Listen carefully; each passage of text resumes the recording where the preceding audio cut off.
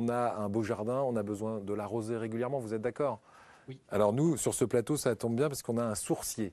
Pour faire des économies d'eau, c'est pas mal ça. Il s'appelle, je cherche son nom, c'est Bruno Capu. Il nous arrive de l'arrière-pays grassois et on va le retrouver, il va nous parler avec passion de son métier.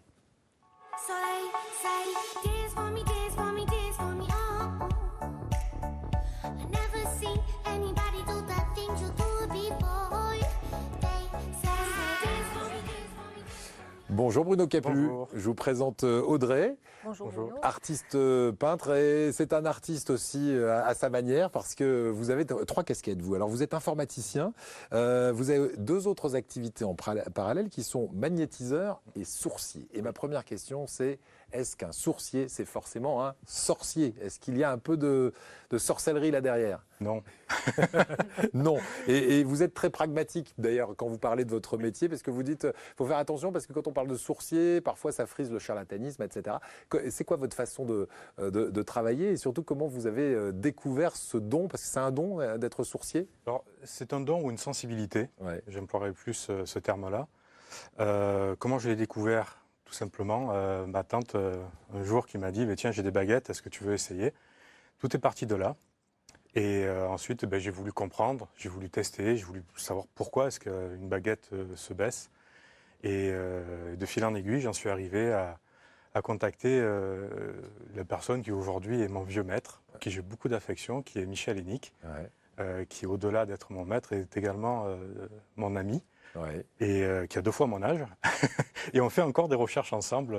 Génial, je crois qu'on le voit sur quelques images qu'on va regarder. Vous avez apporté votre outil de travail sur ce plateau, vos outils de travail. Vous avez non seulement les baguettes, mais aussi le pendule. Comment vous pouvez les manipuler pour nous montrer à peu près comment ça marche ou vous voulez nous expliquer à quoi elles vous servent? Alors, la baguette, déjà, n'a pas ça reste un instrument, hein, comme le pendule. Ce qui va faire que lorsqu'on va passer sur un passage d'eau, elle va se baisser, c'est-à-dire on va avoir ce mouvement-là. Vraiment? Sans pression de votre part. Hein, en fait, c'est ce qu'on appelle, voilà, là je la tiens à ce qu'on appelle un équilibre instable. Ouais. Mais mettons qu'ici j'ai un passage d'eau, on va avoir ce mouvement-là qui va être déclenché. D'accord. Donc là, c'est vous qui l'avez là, c'est moi qui la mais... déclenche, mais quoi qu'il en soit, même sur un passage d'eau, ça reste un instrument qui est déclenché par l'acteur, donc par le sourcier. Voilà. Vous êtes un peu magnétique, vous, Audrey? Vous avez un petit... Non. Aucune idée, pas du tout. J'ai jamais essayé quoi que ce soit. Mais tout le monde peut être sourcier. Audrey, moi, on pourrait devenir sourcier. Ça s'apprend ou il faut vraiment avoir ce petit... Non, je ne crois pas que ça s'apprenne. Vous êtes magnétiseur, c'est pas un hasard. Non, voilà, il n'y a pas de hasard. Ouais. Mais je ne pense pas que ça s'apprenne. Ça se découvre, ça se développe. Ouais. Et ensuite, il y a d'autres parties qui sont beaucoup plus techniques. Aujourd'hui, le métier de sourcier a évolué. C'est-à-dire qu'il y a un aspect hydrogéologique avant d'aller sur le terrain, d'études, de savoir si on est sur des terrains plutôt porteurs, perméables, imperméables. Il y a toute une étude avant d'aller faire la recherche à proprement parler. Alors, qui fait appel à vous? Ce sont des particuliers, mais vous aussi, vous me dites des entreprises. Donc, c'est vraiment des gens qui ont, j'allais dire, la tête sur les épaules et qui font confiance à votre don. Est-ce que c'est plus facile? Est-ce que c'est très facile de trouver ou est-ce que la plupart du temps, on ne trouve pas? On trouve souvent de l'eau. Alors, il arrive qu'effectivement on soit sur des forages secs, c'est-à-dire qu'il n'y ait pas d'eau. C'est-à-dire que lorsqu'on va donner un point de forage avec une estimation, et je dis bien une estimation de profondeur, parce qu'aujourd'hui, techniquement, on ne peut pas dire, tiens, j'ai de l'eau à X mètres près. C'est impossible. Aujourd'hui, on donne une estimation, mettons entre 210 et 220 mètres, on va avoir de l'eau. Alors c'est vrai que ce sont des profondeurs qu'on rencontre beaucoup sur les Alpes-Maritimes.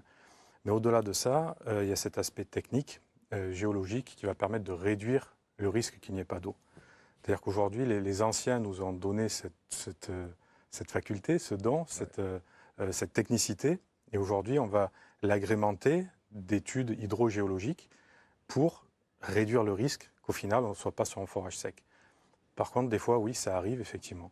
Heureusement que c'est pas la majorité. Voilà. Une dernière chose, ça coûte cher d'avoir de faire un forage. Une fois que vous avez dit, tiens, c'est à tant de mètres, ça va coûter combien? Parce qu'après, c'est une économie d'eau, j'imagine. Mais Alors, il y a l'économie d'eau, ensuite, il y a l'amortissement à faire. Pour vous donner une estimation, ça reste une fourchette, pour un forage aux alentours des 100 mètres de profondeur, on va être entre 13 et 15 000 euros, pompe comprise. Ouais. Et après, ça dépend si on est sur du PVC ou de l'acier aussi, hein, bien entendu. d'accord, ça va s'amortir évidemment sur des années et des années, mais c'est un calcul à faire. Oui. Merci beaucoup Bruno Capion, on va vous laisser repartir dans votre arrière-pays grassois, au Rouret exactement, c'est là qu'on vous trouve. Vous avez des animaux? Vous en avez adopté quelques-uns? Non, Audrey, non plus. Eh bien,